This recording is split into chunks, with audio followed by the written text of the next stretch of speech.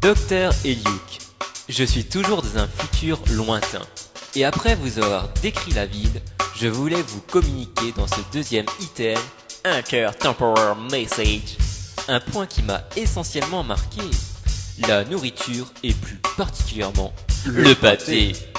Une fois que j'avais réussi à trouver un petit restaurant sympathique, je me suis installé bien tranquillement et en regardant le menu, j'ai vu plein de choses étranges comme du pâté de foie artificiel décongelé transparent.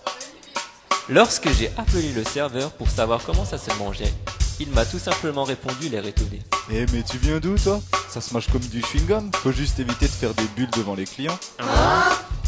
Comme le garçon avait remarqué que j'étais un peu troublé, il m'a proposé... Du pâté en croûte cosmique à plasma nucléiquement atomique? C'est un bon choix. Plus le serveur me parlait, et plus sa tête me faisait penser à un gros pâté en croûte.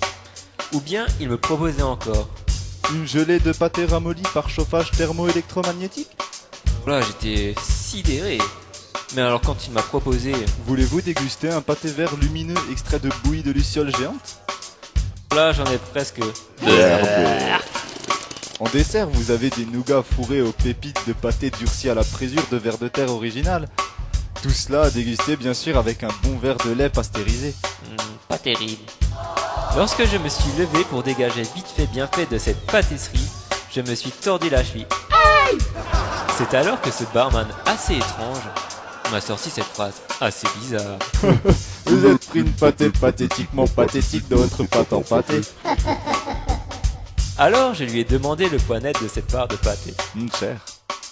Avec sa tête encore plus en forme de gros pâté en croûte, il m'a répondu avec des yeux globuleux. Eh mais t'es pâté net toi hein. J'ai finalement réussi à m'enfuir de ce restaurant et à vous envoyer ce deuxième ITM. Bip bip, pas de transmission.